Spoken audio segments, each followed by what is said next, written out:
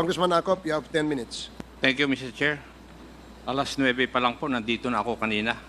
Nag-aayos pa lang yung mga page natin ng mga upuan.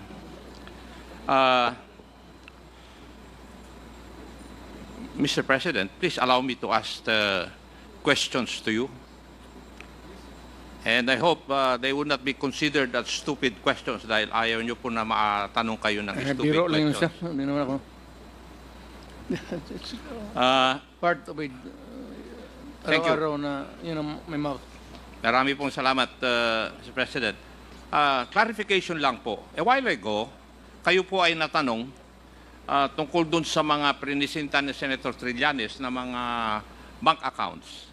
And you said you would sign a waiver. Mr. Chair, with all due respect, Mr. Chair, can you please, can I move for 1 minute suspension?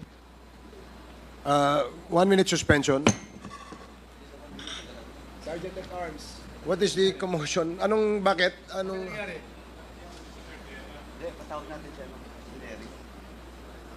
I think, Mr. Chair, it's better that we What happened? transfer some of... Ano nangyari?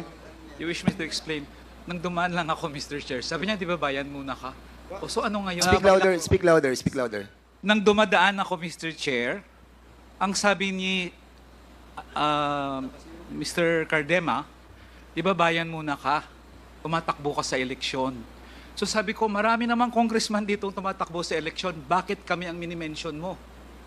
Okay, sige po. So yun Maraming na naman salamat po po. ang ano ko. Maraming salamat. Thank you, Mr. sir. Chair, Cardema. Mr. Chair, I would advise our guests here, please not to provoke anybody, especially the guests here, if I may humbly request, para hindi ho tayo tumagal pa. Thank you, Congressman Adjong. Mr. Chairman, Yes, may I ask Congressman Paduano. former Congressman Eric Colmenares as a resource person to go back in the meeting room No, I think he's going to Unless- the comfort room. unless nasa siya, sa comfort room. Yeah, he's going to the comfort room. So please be reminded, Mr. Cardema, ito reminder lamang po. Dito sa committee ito, hindi nyo po pwedeng itaunt, palakpakan, o insultuhin kahit sino. Paalala lang yan. The next time gawin mo yan, baka ikaw ang magsisi, ha? Just a reminder. Thank you. Now, let us proceed. Congressman Acop, I'm sorry. You have 10 more minutes. Thank you, Mr. Chair. I'll make it short because I want to go home also. Mr. President, a while ago, Senator Trillanes presented some bank accounts on the screen. And because of that, you stated that you are willing to sign a waiver. Tama po ba yung pagkarinig ko, Mr. President? Yes. Yes, sir. Thank you. I would like also to inform you, Mr. President, that kung namurong problema po kayo dun sa pamasahe po ninyo, pagpunta sa hearing na ito, I have told the chairman na pwede namang yung gobyerno ang mag-spend para sa inyo.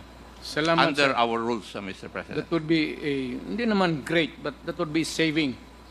3 pamalengke yan. 4. Yes, Mr. President. Totoo rin po ba yung pagkarinig ko kanina, Mr. President, that you would volunteer to go to the ICC and have yourself be investigated, Yes, sir. provided funds will be... Yes, sir. Baka magkatotoo po yun, Mr. President. May magbibigay ng pera eh. Sir, mas mabuti yan, sir, makapasyal ako. Wala man talaga sila makuha sa akin. Thank you, Mr. President. Now, pero doon sa statement po nyo kanina, I don't think you would want to volunteer simply because you wouldn't want persons who are colored white to judge you. Tama rin po ba yung pagkarinig ko? No, I'm I'm a public official, sir. So, I am open to public scrutiny and public judgment. Official ho ako ng gobyerno.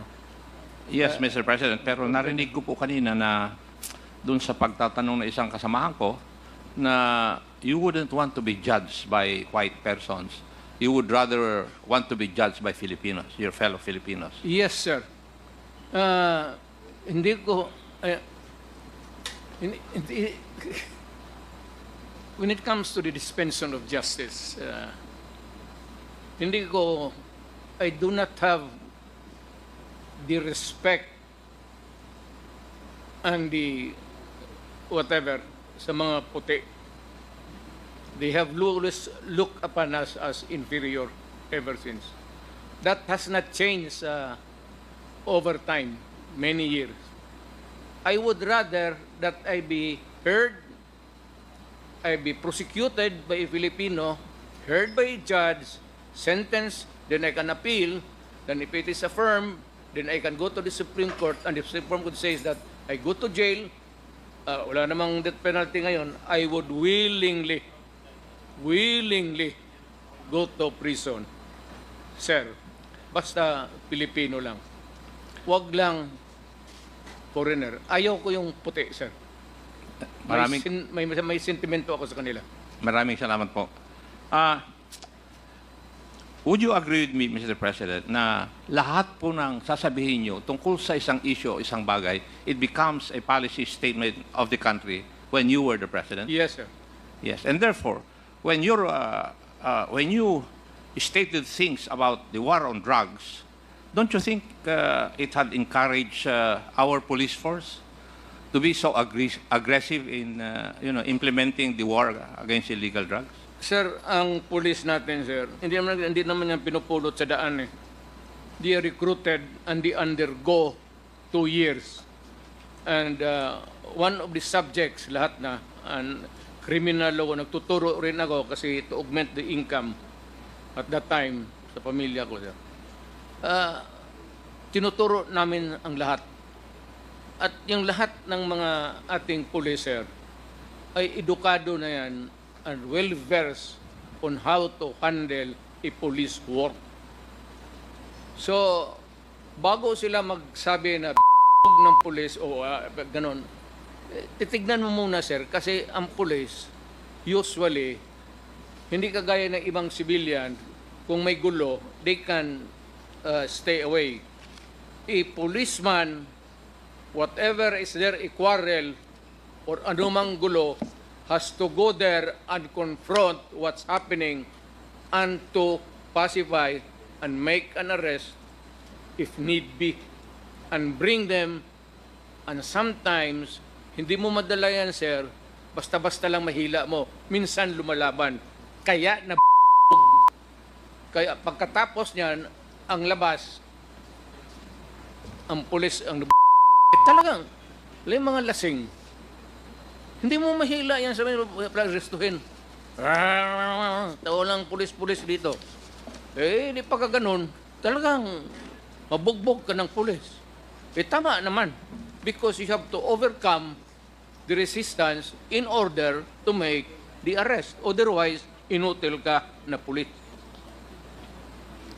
Thank you, Mr. President. Yun pong, yung statement po ninyo na you take full legal responsibility for the acts of the members of the police force. I've heard that so many times. Wala akong choice, sir.